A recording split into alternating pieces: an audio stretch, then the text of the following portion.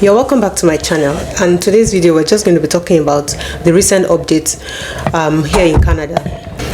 Like we know, Canada is trying to tackle immigration really badly, and this is going to affect a lot of people, especially those that are coming as temporary workers, because if we fast track to why there was increase in the number of people that have come in, especially as temporary workers, is because of the COVID season. And you know, even around that time, the government was actually trying to fill in the gap because of what has happened at that time.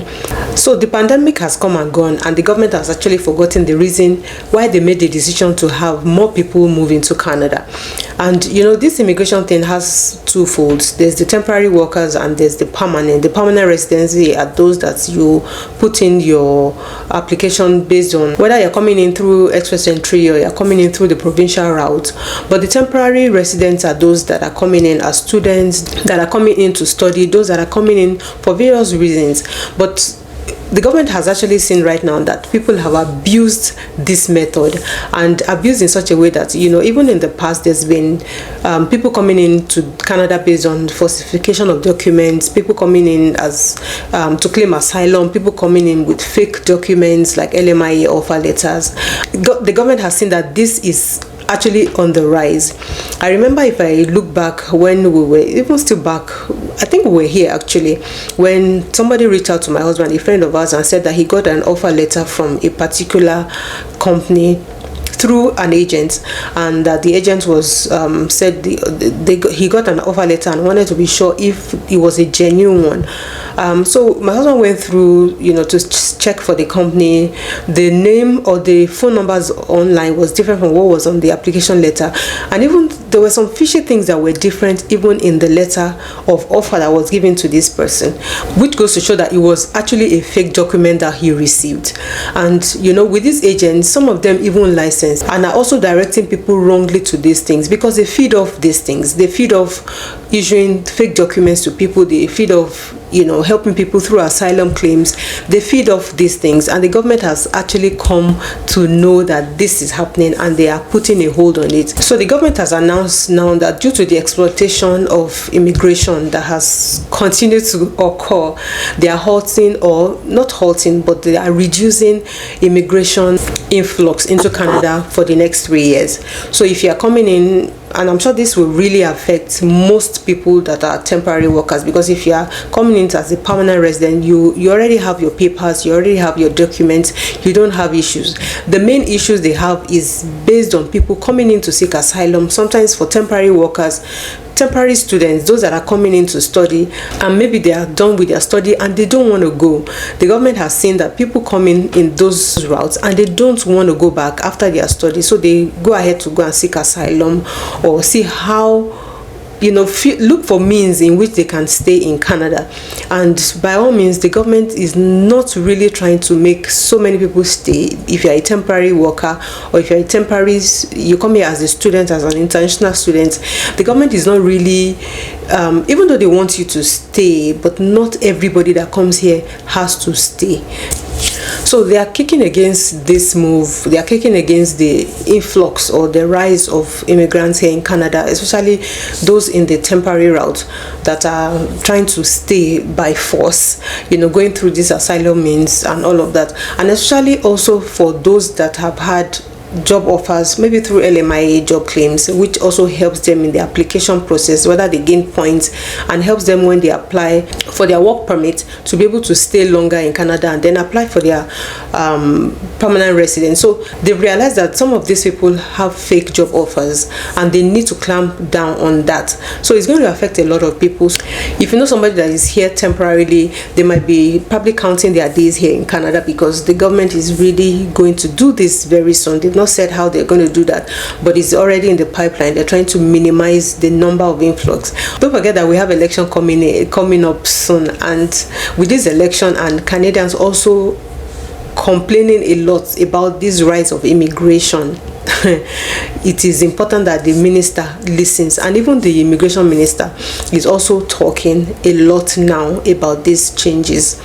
Of course, these changes are affecting everyone, especially because they also look at it in such a way that with the rise of immigrants coming in, it's not like they probably don't like immigration or immigrants coming in, but the influx of immigrants have actually put pressure on everything. We always talk about housing and the inability for immigrants to find housing, and it has put pressure on that particular aspect. The government cannot keep up with building and providing housing for immigrants and so many people that have moved this way. It has also affected like the rise of inflation all around, and also even with education and so many other social services around the country. So this immigration or high increase of people coming into Canada has affected this part of the sector. So the government is trying to manage that and see if there will be a steady growth within the next 3 years, and that's why they are trying to minimize that influx. So you'll be seeing more of, or a halt in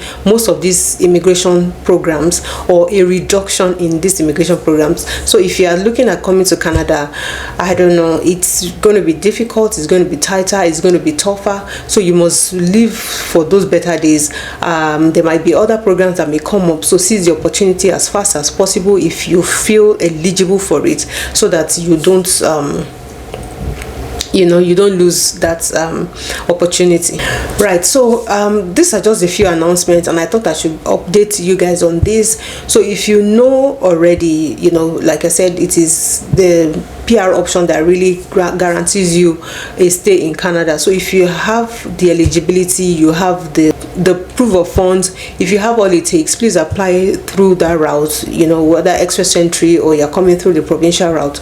That is more certain. But if you're coming in as a student, it is already expensive for you, paying through school, then trying to now begin to transit into work permits, and then it is expensive, it is tiring, it is emotionally draining, it is tasking to you. I know that's a route for some people because age might not be on their side and so many other factors, so don't get me wrong, but I'm just saying that the best route for you will just be for you to come in through the PR option, and that will just grant you direct stay. You can do all you can start working, you don't have to go to school, and if you want to go to school, you can decide to enroll and do that, but that's at your own prerogative. You don't have to be forced to do that because you want to gain a stay here. You already have a stay as a permanent resident. So I feel for you as international students, those that are already here, and talking more on those fake documents. I know that even those that are immigrating to, is not now that they've started with documentation that are fake. You get fake documents, even as people that are coming as PR holders, even with their POF. There's so many things that are combined together that are fake, and the government, when they start unveiling, when they come with a clean heart and they don't feel that anybody will be doing all these things in the works because they want to move to Canada or because they want to transit into a PR, but they begin to see the rise or the numbers rising, why won't they do the needful? So this is going to affect a lot of people, and it's so sad because the government of Canada will probably be sending home a lot of the temporary residents here in Canada. So if you are a temporary resident and you have your papers or you have transited into PR, well, good luck to you. But if you have not, it might come your way very soon. So if there's anything you can do, or you see programs that you can transit into, I know that some people will say, okay, they will keep going back to school, but this is also still expensive. But whatever you need to do, whatever you feel that would help you guarantee your stay here in Canada, at least, as the government is looking at the next 3 years to stabilize immigration, please do it, as long as it's legit, as long as it is nothing that will affect your status here in Canada. Please go ahead and do it, and hopefully very soon things will fall back in shape. This is the update I've brought your way, and if you are new to my channel, you're welcome. Please follow this channel for more updates like this. Also like and follow me if you are new here, and this obviously encourages me to share more of this content to you if you like to watch my channel. So subscribe, guys, and I'll see you in my next vlog. Stay safe, and if you're in Canada, stay warm. The weather is not smiling. See you soon, guys.